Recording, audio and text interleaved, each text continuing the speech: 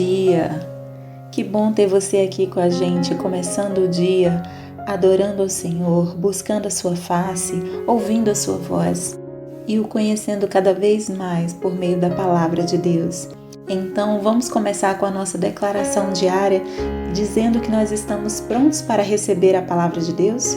Repita após mim. Eu vou ouvir a palavra de Deus. Eu sou o que a Bíblia diz que eu sou. Eu tenho o que a Bíblia diz que eu tenho. Eu posso fazer o que a Bíblia diz que eu posso fazer. Hoje eu serei tocado pela palavra de Deus. Eu audaciosamente confesso que a minha mente está alerta, o meu coração está receptivo e eu nunca mais serei a mesma.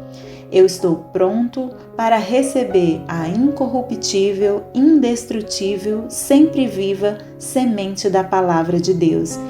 Hoje a minha mente é renovada e transformada pela palavra de Deus e por isso eu nunca mais serei o mesmo. Em nome de Jesus. Amém.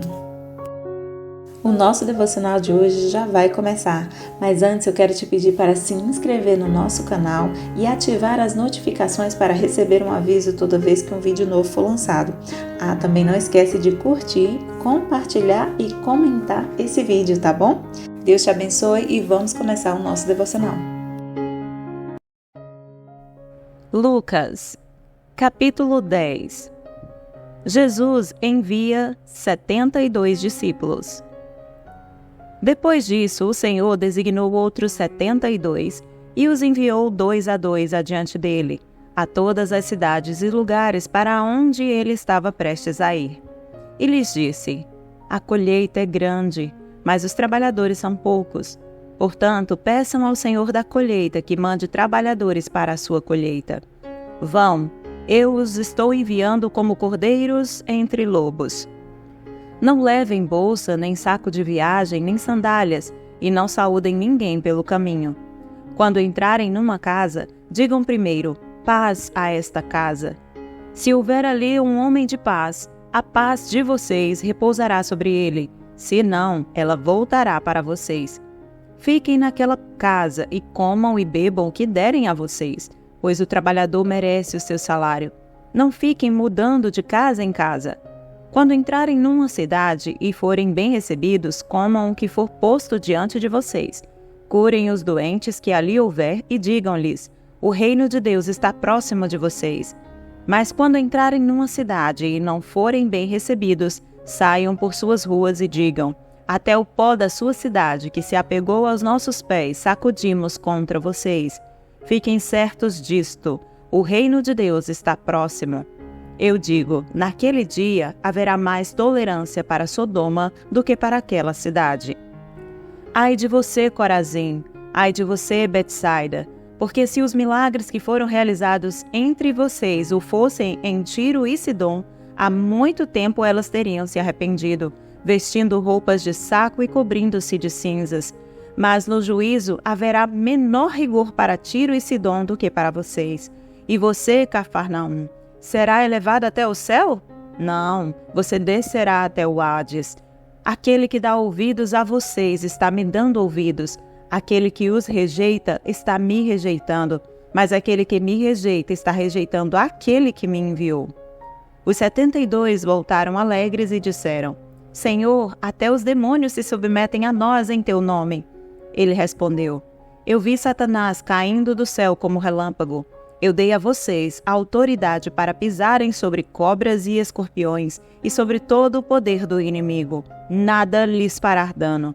Contudo, alegrem-se não porque os espíritos se submetem a vocês, mas porque seus nomes estão escritos nos céus.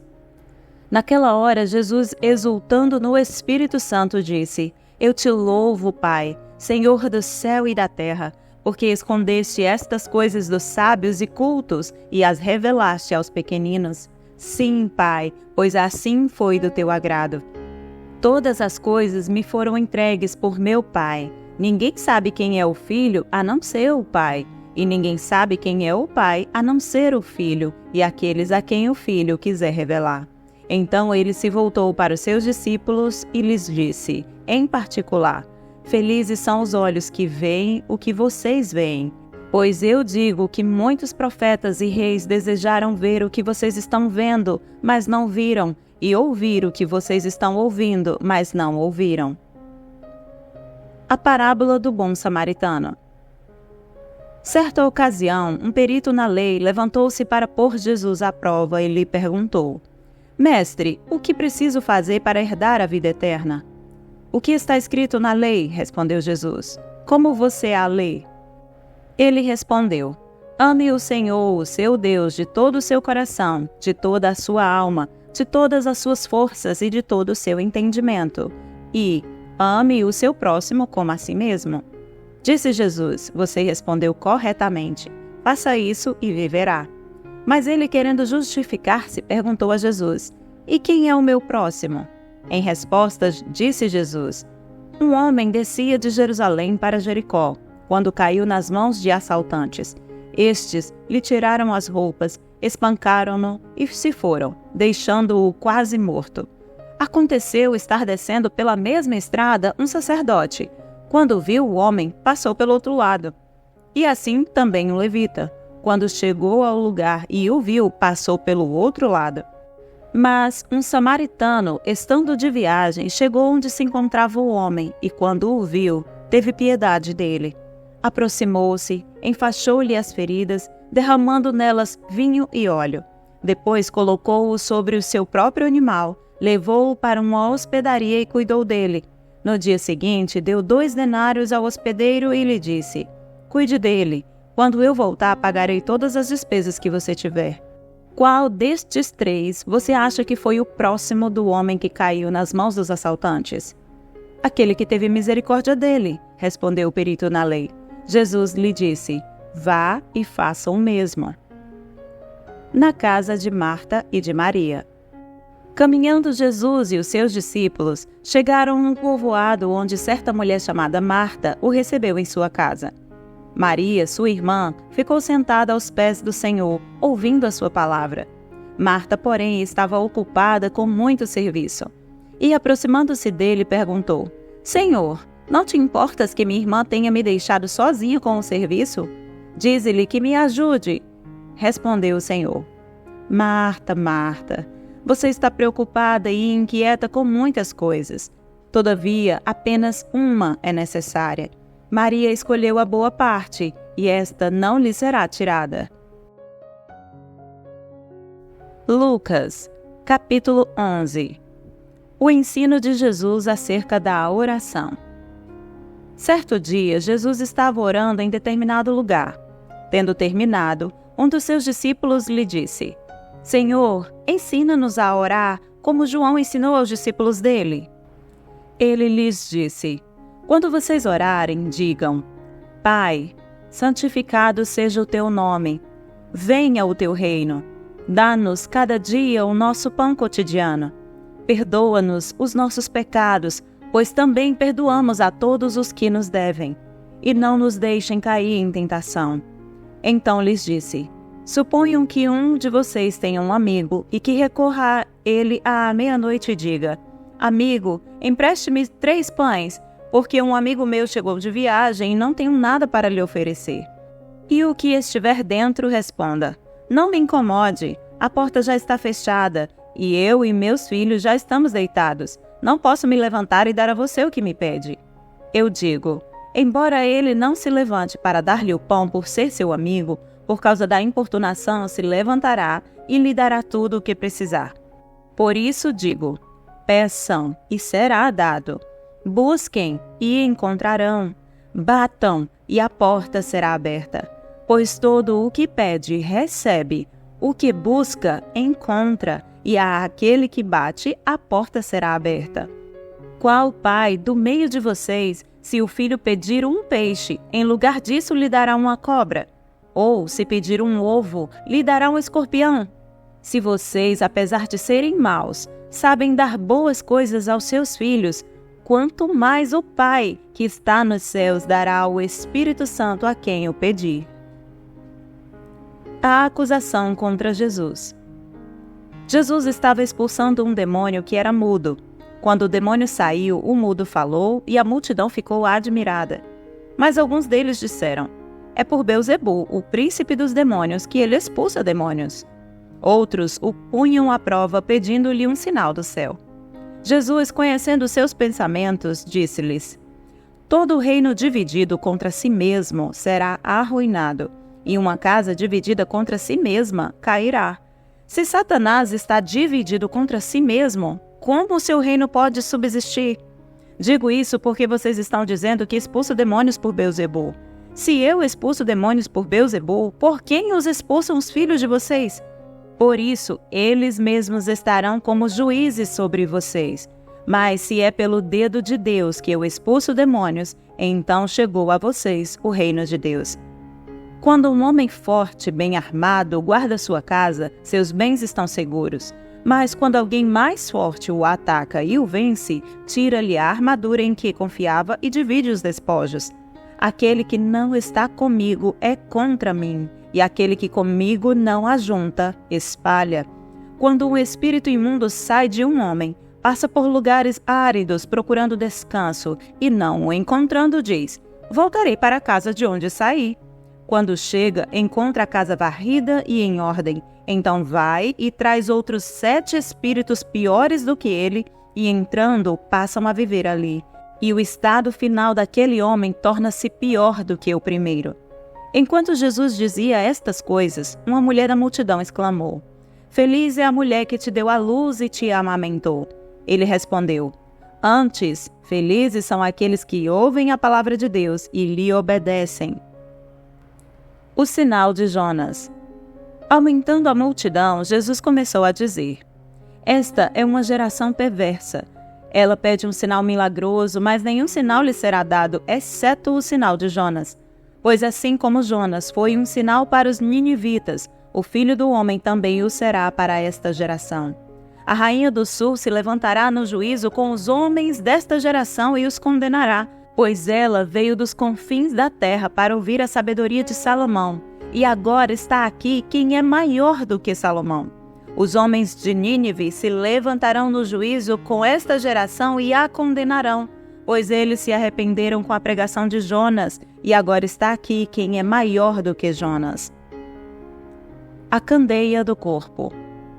Ninguém acende uma candeia e a coloca em lugar onde fica escondida ou debaixo de uma vasilha.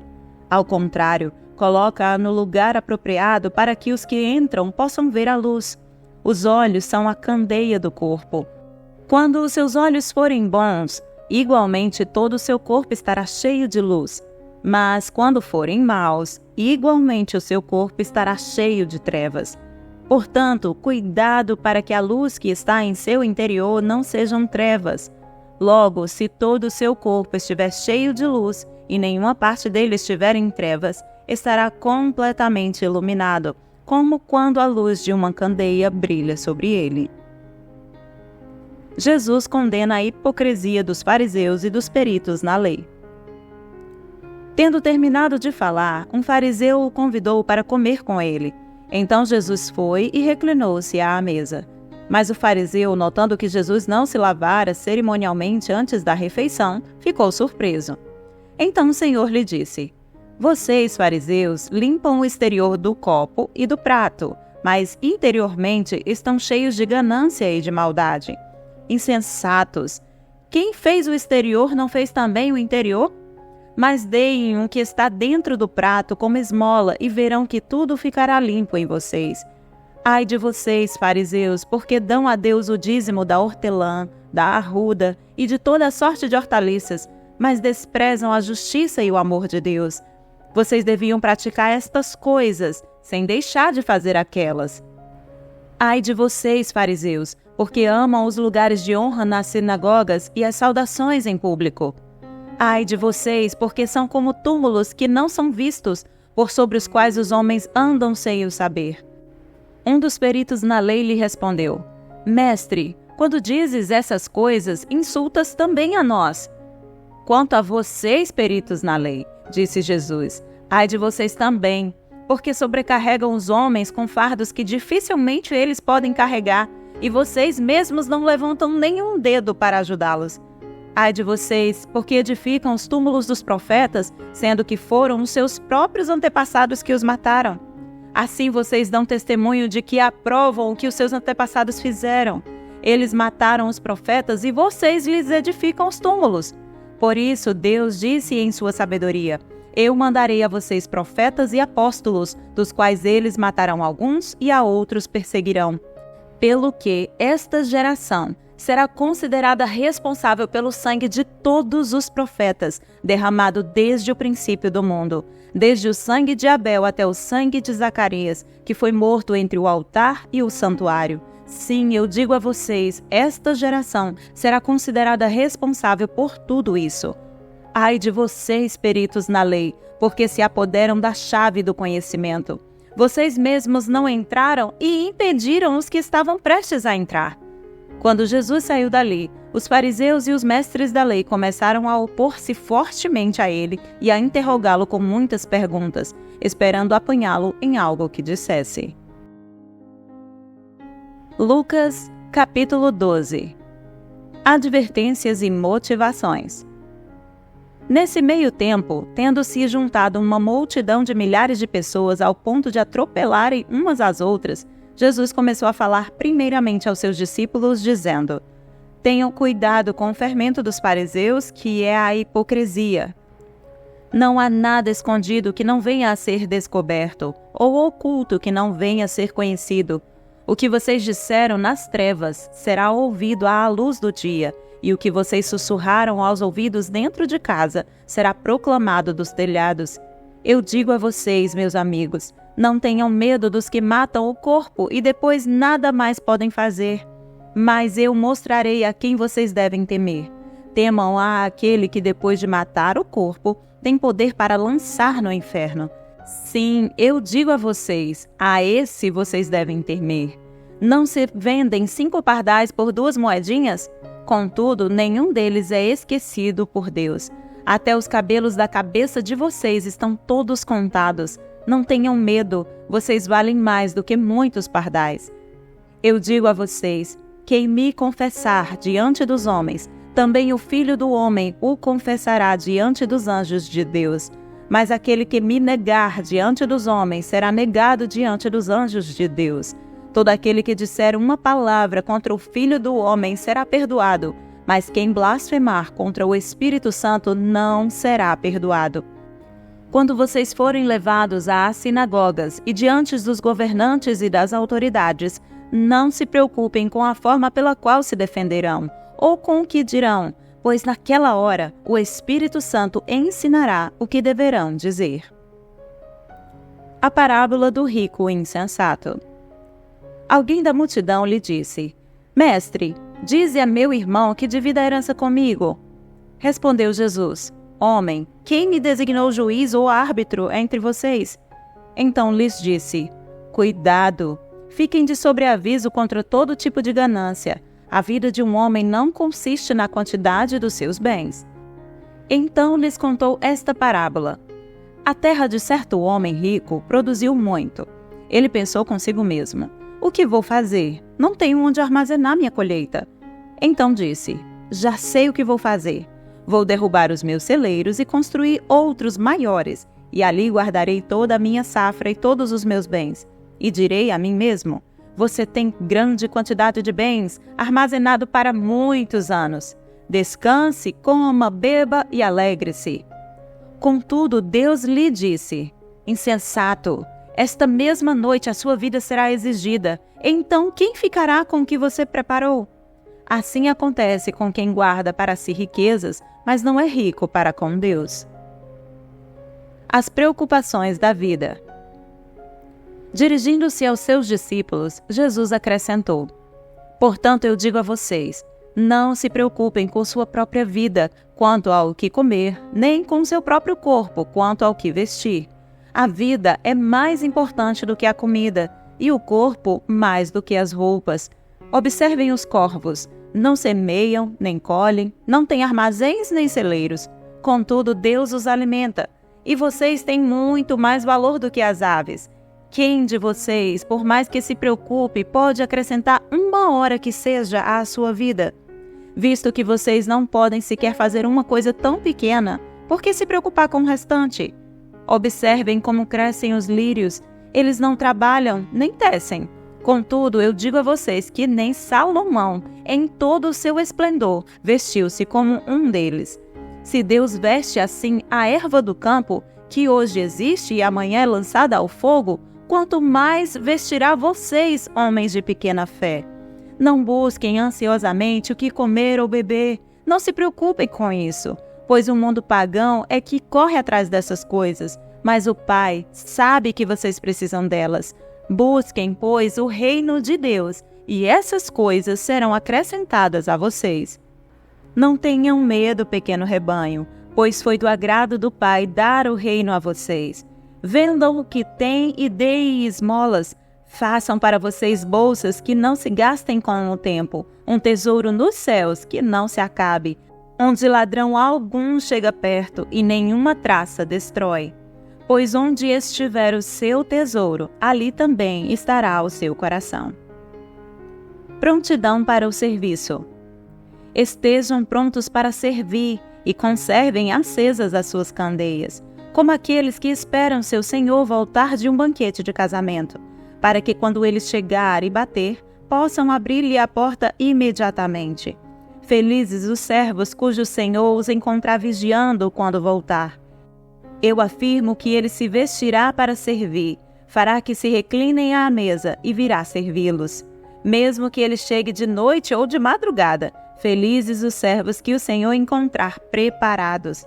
Entendam, porém, isto: se o dono da casa soubesse a que horas viria o ladrão, não permitiria que a sua casa fosse arrombada. Estejam também vocês preparados, porque o Filho do Homem virá numa hora em que não o esperam. Pedro perguntou: Senhor, estás contando esta parábola para nós ou para todos? O Senhor respondeu: Quem é, pois, o administrador fiel e sensato a quem seu senhor encarrega dos seus servos para lhes dar sua porção de alimento no tempo devido? Feliz o servo a quem o Senhor encontrar fazendo assim quando voltar.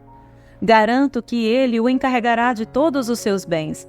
Mas suponham que esse servo diga a si mesmo: Meu senhor se demora a voltar.